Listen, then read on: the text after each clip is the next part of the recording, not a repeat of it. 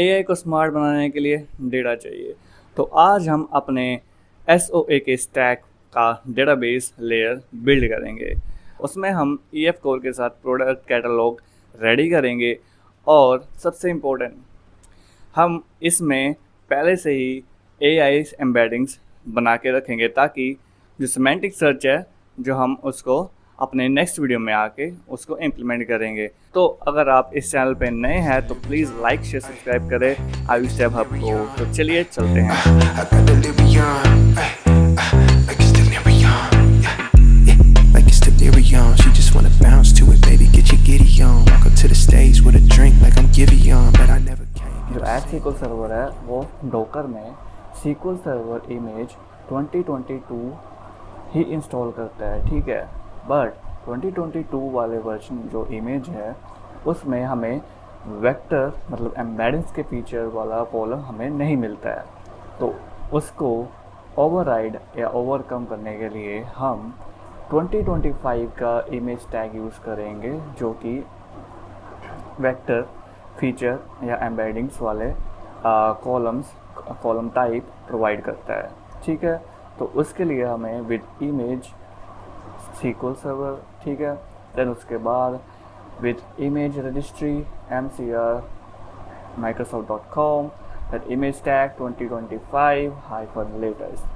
तो ये क्या करेगा, उसे ओवरराइड करके 2022 की जगह 2025 इमेज डाउनलोड करके देगा, ठीक है। अब चलिए चलते हैं वेब की तरफ। अब दूसरा सेकंड स्टेप ये है कि आपको एस्पायर का एक पैकेज इंस्टॉल करना पड़ेगा।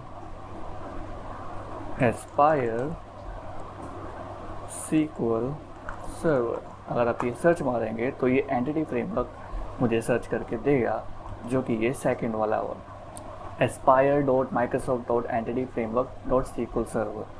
आप इसे इंस्टॉल करिए ताकि हम अपने वेब के लेयर में एक एप्लीकेशन डीबी कॉन्टेक्स्ट बना सकें, ठीक है, जो कि डेटाबेस के साथ कनेक्टिविटी कर पाए। तो यहाँ पे मैंने एक ऑलरेडी एप्लीकेशन डीबी कॉन्टेक्स्ट एक फ़ाइल बना के रख ली है, जिसमें कि मैंने 3 एंटिटीज़ सेटअप करे हैं, कैटेगरीज, प्रोडक्ट और वेक्टर रिकॉर्ड। तो यहाँ पे वेक्टर रिकॉर्ड क्या है हमारा, जिसमें कि प्रोडक्ट और कैटेगरीज दोनों एक फ्लैट ऑब्जेक्ट इसमें मैंने स्टोर करके रखे हैं और उसमें एक लास्ट कॉलम ऐड कर रखा है जिसमें एम्बेडिंग्स है। तो चलिए यहाँ पे देख सकते हो, product ID, category name, title, slug, price, description और एंड में यहाँ पे प्रोडक्ट एम्बेडिंग्स, ओके। तो यहाँ पे आप देख सकते हो कॉलम टाइप, यहाँ पे टाइप उसका दे रखा है मैंने वेक्टर 768 क्या है, ये डायमेंशन है वेक्टर का, मतलब 768 सैम्पल्स ये एम्बेडिंग्स के स्टोर कर सकता है, ठीक है, उससे ज़्यादा नहीं। ये 768 भी चेंज कर सकते हैं, वेरी कर सकते हैं अकॉर्डिंग टू योर मॉडल। अब इसमें क्या है कि जैमा 4 में मॉडल का जो डायमेंशन है वो 768 मैक्स है। अगर आप हायर मॉडल यूज़ करते हो जैसे कि GPT-5 और वो अराउंड 1000 प्लस डायमेंशन जा सकती है, मतलब कि उसकी डेंसिटी ज़्यादा है, ठीक है। तो ये एम्बेडिंग्स मैंने रेडी कर ली। अब यहाँ पे मैंने कुछ कंस्ट्रक्टर बनाए हैं, ठीक है, इंटरनल कंस्ट्रक्टर बनाए और एक पब्लिक कंस्ट्रक्टर बनाया है और एक स्टैटिक मेथड एक न्यू रिकॉर्ड क्रिएट करने के लिए, ओके। वहीं पे प्रोडक्ट में क्या है, सिंपल जो प्रोडक्ट का आपको बनाना है, यहाँ पे URI इमेजेस ली है, ठीक है, ये एरे है एंड देन कैटेगरी है, कैटेगरी में भी वही नेम, स्लग, इमेज है, एक URI टाइप का, और URI टाइप का हमें कॉलम नहीं मिलता है हमारे सीक्वल सर्वर पे। इसको हम कन्वर्जन करेंगे इसका। तो वो कैसे करेंगे, आप एप्लीकेशन डीबी कॉन्टेक्स्ट में ही आके देख लो। यहाँ पे ऑन मॉडल क्रिएटिंग में मैंने यहाँ पे डिफ़ॉल्ट एक स्कीमा रख दिया है एनमा नाम का, ठीक है। अब मैं कैटेगरी प्रोडक्ट को कह रहा हूँ कि उसमें एक प्राइमरी की है, देन उसमें एक इमेज है, ठीक है, और उसको कन्वर्जन करो भाई स्ट्रिंग में, ठीक है। तो उसकी वैल्यू क्या रहेगी, ये, तो वो कन्वर्ट करेगा URI को स्ट्रिंग में, ठीक है।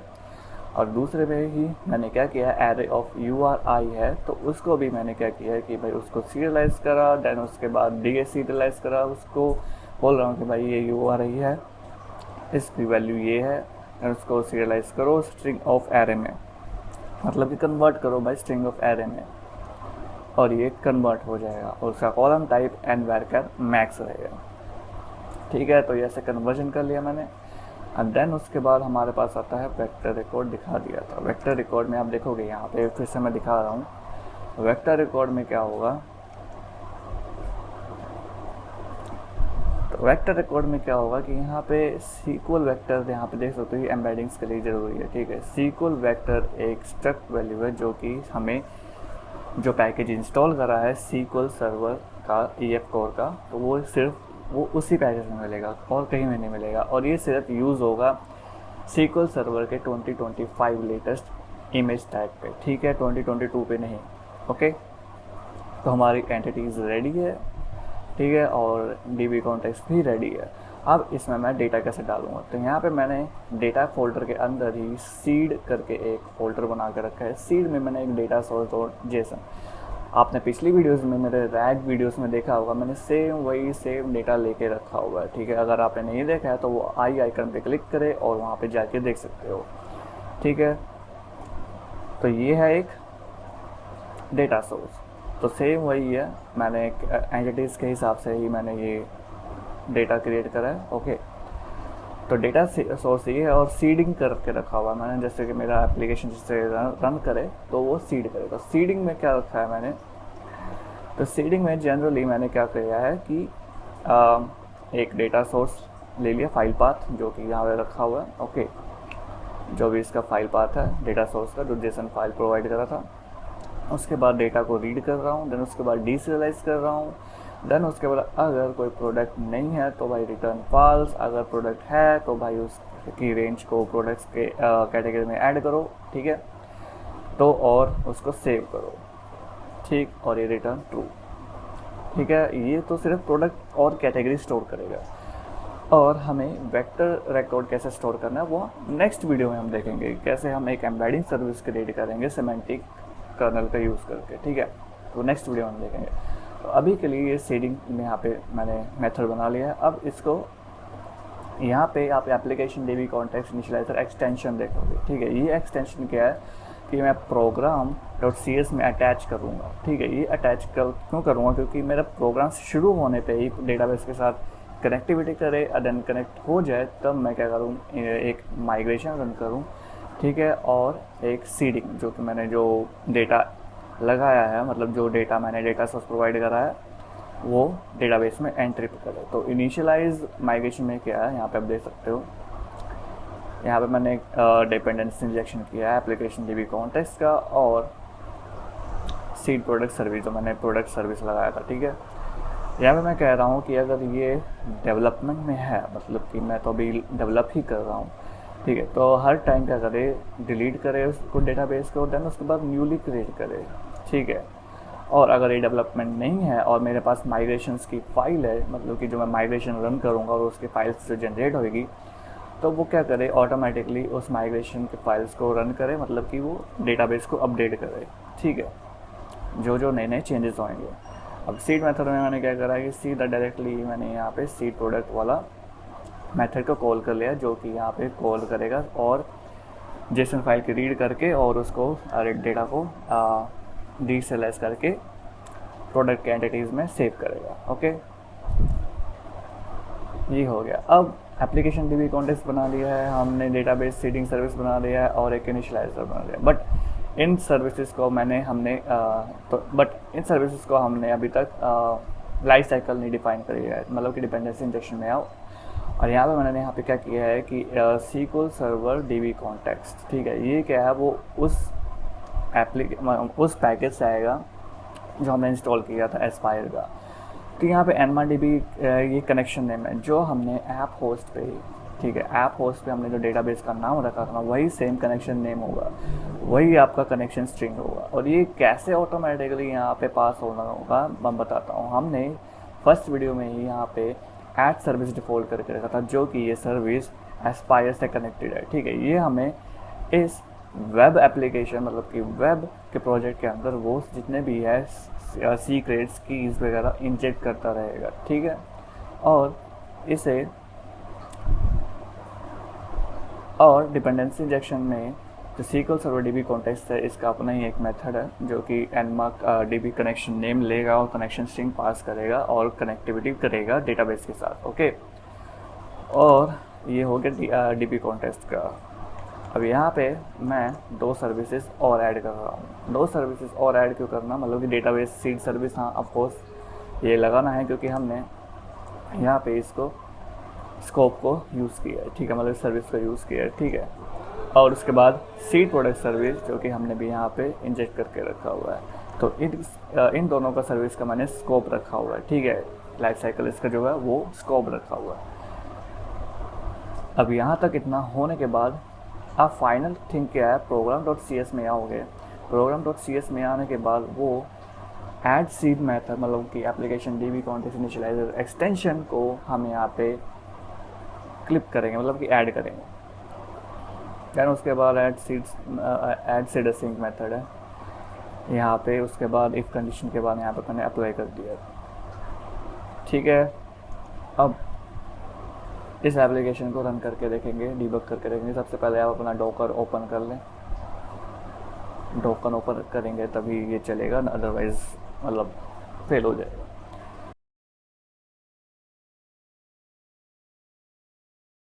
तो इसको इग्नोर मारें अभी के लिए।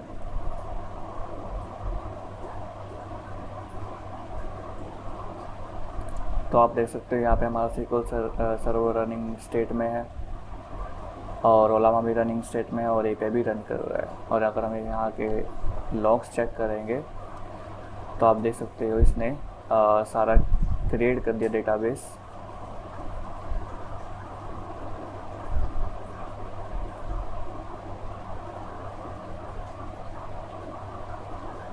ठीक है, और इंजेक्ट भी कर दिया होगा डेटा को। अब इसको देखने के लिए, मतलब कि डेटा बेस में एंट्री गई है कि नहीं, यहाँ पे जो nmark DB है उसको क्लिक करें।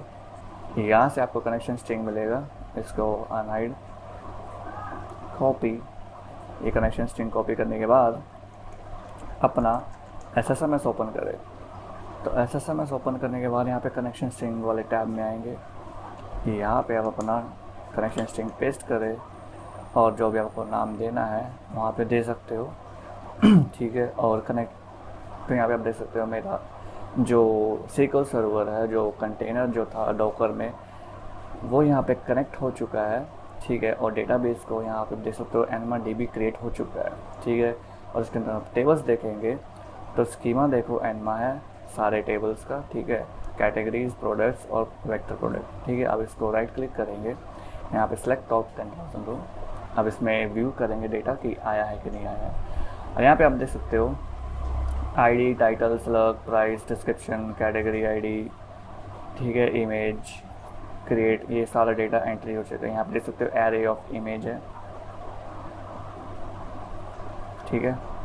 और कैटेगरी ID यहाँ पे देख सकते हो इसने ऑटोमेटिकली कैटेगरी में ऐड कर दिया है, अगर वो हमारा डेटा तो नेस्टेड ही था। यहाँ पे देख सकते हो स्लग्स कैटेगरीज ऐड हो गई है, उनकी IDs और ये इमेज। और यहाँ पे अगर वेक्टर्स रिकॉर्ड्स पे आके देखोगे, वेक्टर रिकॉर्ड में भी कोई एंट्री नहीं मारी है, ठीक है। यहाँ पे अगर इसके कॉलम टाइप्स को देखोगे, प्रोडक्ट एम्बेडिंग्स वेक्टर 768, ठीक है, नॉट नल। ओके, तो आज की वीडियो के लिए इतना ही। अगर आपको ये वीडियो अच्छी लगी है तो प्लीज़ लाइक, शेयर और सब्सक्राइब करें। हम नेक्स्ट वीडियो में देखेंगे कि कैसे हम एम्बेडिंग सर्विसेज क्रिएट करते हैं और एक चैट एजेंट क्रिएट करते हैं with the help of semantic kernel. Thank you for watching the video.